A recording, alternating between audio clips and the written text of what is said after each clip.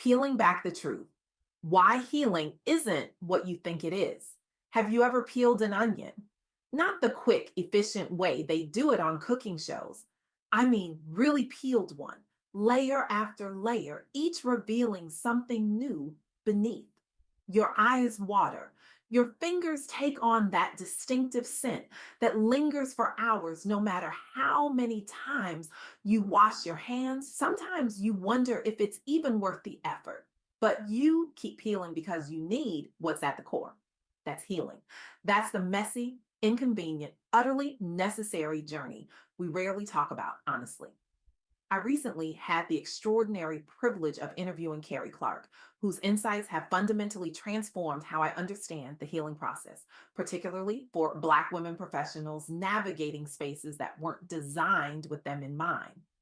Carrie isn't just a thought leader. She's a truth teller whose work has created ripples of authentic transformation across communities that have historically been silenced. Her wisdom forms the foundation of what I'm sharing today, a perspective that challenges our quick fix culture and honors the beautifully complicated path to wholeness.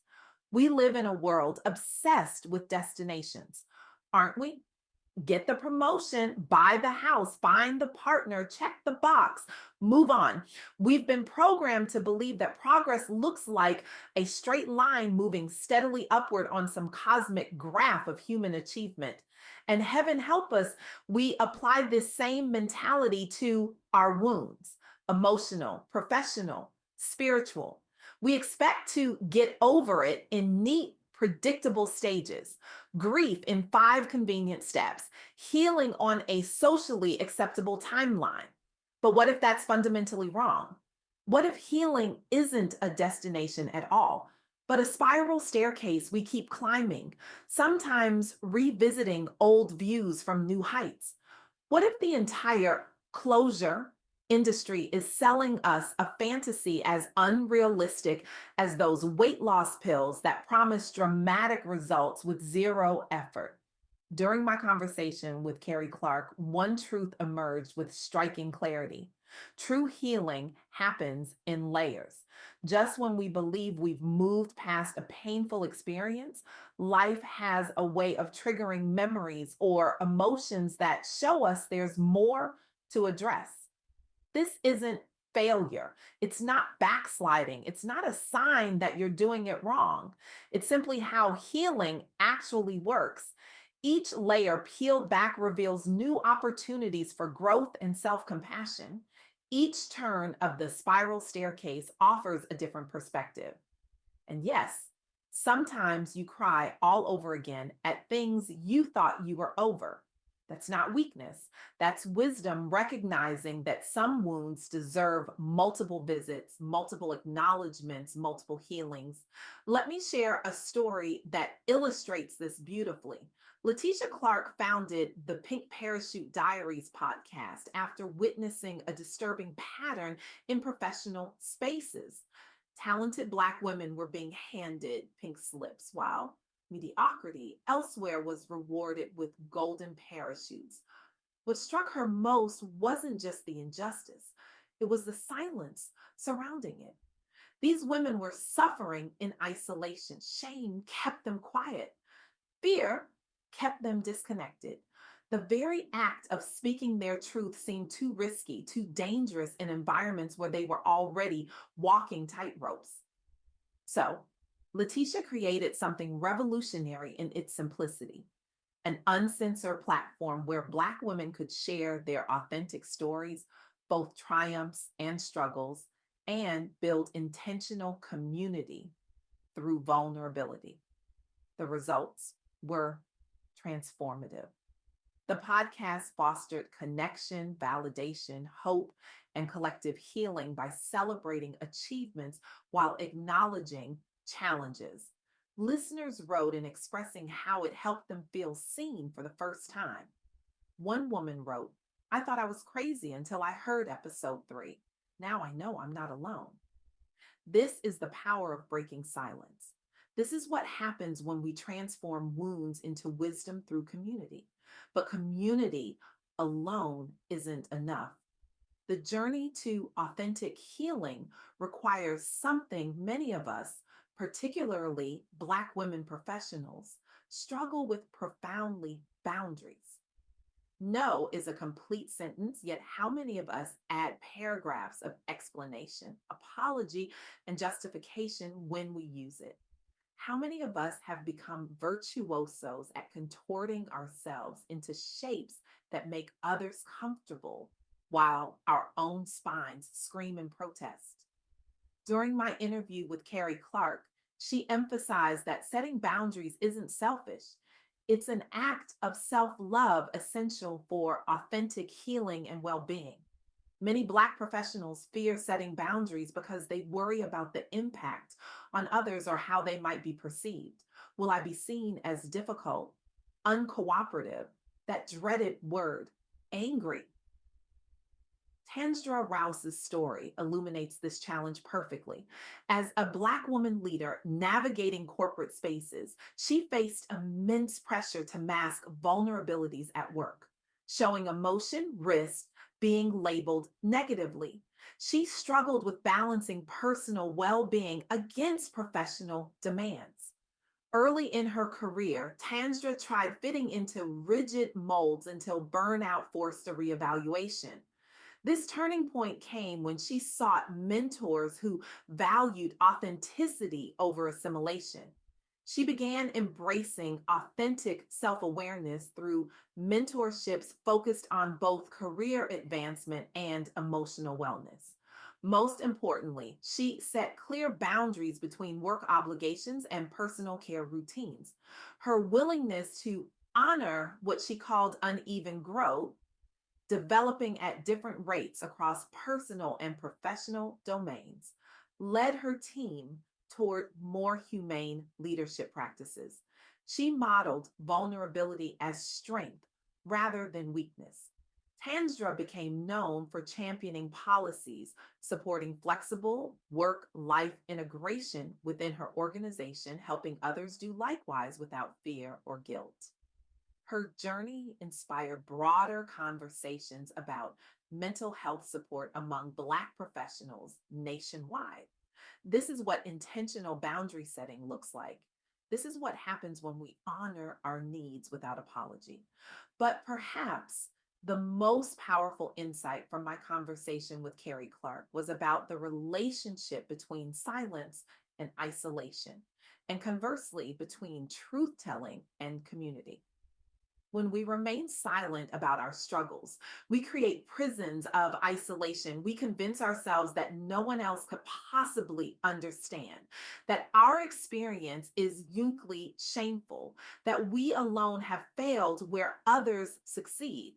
This isolation becomes a breeding ground for doubt, shame, and disconnection, the very opposite of healing. Christy Lawson's story embodies this truth. She explored what it means for Black professionals, especially women, to stop shrinking themselves just so others feel comfortable in work environments that often suppress authenticity. Christy battled internalized fears about standing out too much or asking for too much, worried this would alienate peers or supervisors. After years spent minimizing ambitions out of concern over stereotypes like being labeled angry or difficult, she had an epiphany during therapy.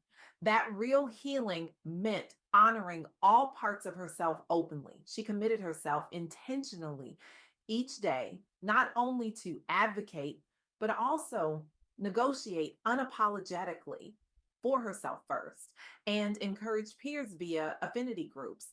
Colleagues reported feeling emboldened by Christie's example. Organizational culture began shifting toward greater transparency around negotiations and recognition processes. She won multiple internal awards after leading DEI initiatives rooted explicitly in lived experience, not just policy compliance. Her story continues inspiring networks beyond her company, with ripple effects visible wherever people choose intention over invisibility.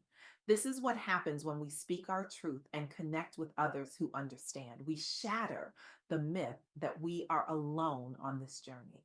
So, where does this leave us? What do we do with these insights about layered healing, boundary setting, and community building? We begin exactly where we are. Reflect honestly on one area where you've avoided setting boundaries out of fear. It might inconvenience someone else or make you appear too much. Today, write down one small step you'll take toward reclaiming your peace with intention, even if it feels uncomfortable at first. Then share your commitment with someone you trust so you don't walk alone on this path toward wholeness. Perhaps your boundary is as simple as not checking email after 7 p.m. Maybe it's declining a project that doesn't align with your values or expertise. It could be requesting the accommodations you need but have been afraid to ask for. Whatever it is, remember that your needs matter. Your healing matters. Your wholeness matters. And remember that healing isn't linear. Some days you'll feel like you've conquered mountains. Other days you'll find yourself revisiting old wounds you thought were long healed. This isn't failure, it's part of the spiral staircase of growth. As Cari Clark so powerfully articulated during our interview, our scars are not marks against our worthiness. They're sacred maps guiding us homeward. They're evidence not of our brokenness, but of our capacity to heal, to grow, to transform. The journey to authentic healing requires courage, the courage to peel back layers, to set boundaries, to tell your truth, to build community. It requires patience with the process and compassion for yourself along the way. But here's the radical truth that changes everything. The world doesn't just need your healed self someday in the future when you've figured it all out. The world needs you now in all your beautiful, imperfect, still figuring it out glory. Your healing journey isn't just personal, it's revolutionary. Every boundary you set creates a template for someone else to do the same. Every truth you speak breaks open a door for others who thought they had to remain silent. Every layer you peel back gives permission for collective liberation. So I challenge you today, stop waiting until you're healed enough to take up space. Stop apologizing for being a work in progress. Stop believing the lie that your worth is tied to having it all figured out. Instead, claim your right to heal messily, imperfectly, and authentically. Claim your right to set boundaries without explanation. Claim your right to speak your truth even when your voice shakes. Because when enough of us do this, when enough of us refuse to shrink or silence ourselves, we don't just transform our individual lives, we transform organizations, we transform systems, we transform culture itself. This is how revolution begins. Not with perfect people who never struggle, but with authentic humans brave enough to peel back the layers, brave enough to say, this is who I am, brave enough to create communities where healing happens in plain sight. So keep peeling that onion. Yes, you might cry sometimes. Yes, your hands might carry the scent of the process. But with each layer, you're not just healing yourself, you're healing the world. And that journey, with all its spirals and layers, is not just worth it, it's necessary, it's urgent, it's your birthright. Thank you.